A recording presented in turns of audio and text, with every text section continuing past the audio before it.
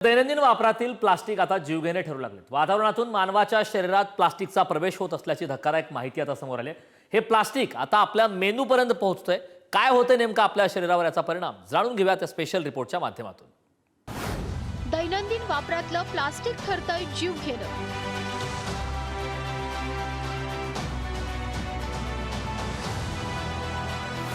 प्लास्टिकचा प्रवेश आता थेट मानवी शरीरात।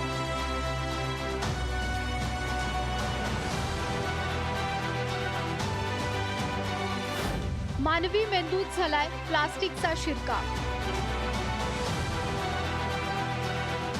प्लास्टिकमुळे मेंदूच्या आजारांची वाढली भीती।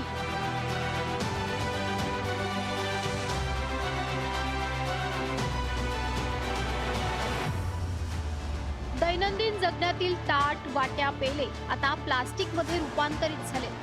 काळाच्या ओघात झालेला हा बदल आता मानवाला घातक ठरताना दिसतोय। दररोजच्या वापरातील प्लास्टिकच्या वस्तूंमध्ये गेल्या काही काळात वाढ झाली आहे। प्लास्टिकच्या साधनांमधून अनेक जण पाणी पितात, अन्नपदार्थ खातात। मात्र आता हेच प्लास्टिक आपल्या शरीरात प्रवेश करतं। मायक्रो किंवा नॅनो प्लास्टिकच्या स्वरूपात प्लास्टिकचा शरीरातील प्रवेश जीवघेणा ठरतोय। जागतिक दर्जाच्या नेचर या जर्नलमध्ये मानवी मेंदूत प्लास्टिकचा शिरकाव झाल्याचं संशोधन छापून आलंय।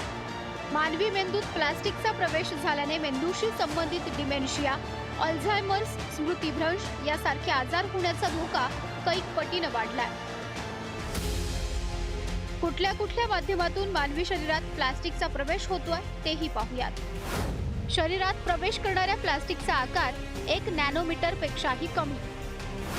शरीरात प्रवेश करणारं प्लास्टिक डोळ्यांना दिसत नाही। नॅनो प्लास्टिकचा जमीन, पाणी आणि वातावरणातून शरीरात प्रवेश। भाज्या आणि फळांच्या सेवनातून जातंय प्लास्टिक शरीरात। प्लास्टिकच्या कप, ग्लासच्या वापराचाही परिणाम।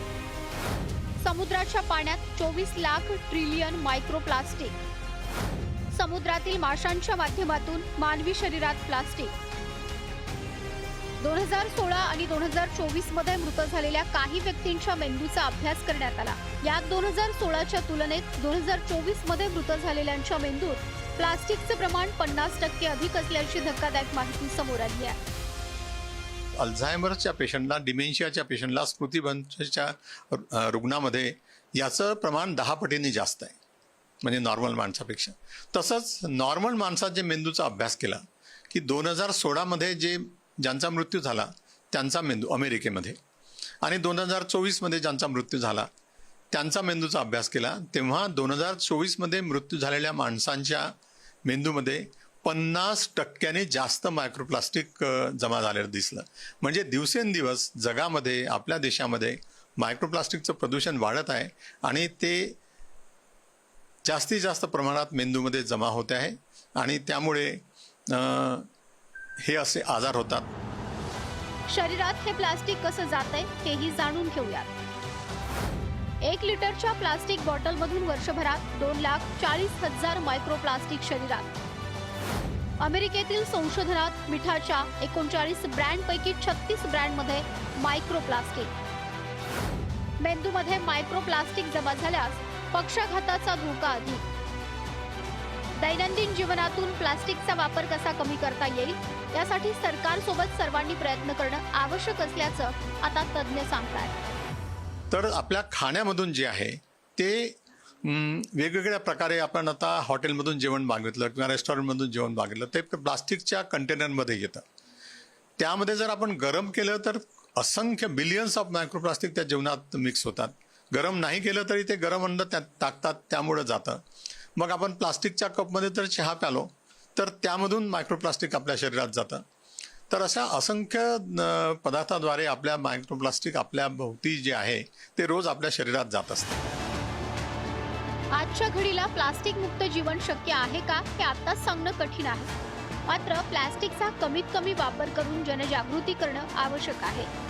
प्लास्टिकच्या वापरावर आळा घालणं हे केवळ पर्यावरणापुरतं मर्यादित नाही तर आरोग्याची सुद्धा गरज ठरते।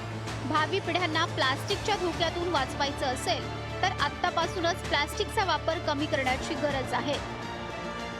जितेंद्र शिंगाडे, पुढारी न्यूज, नागपूर.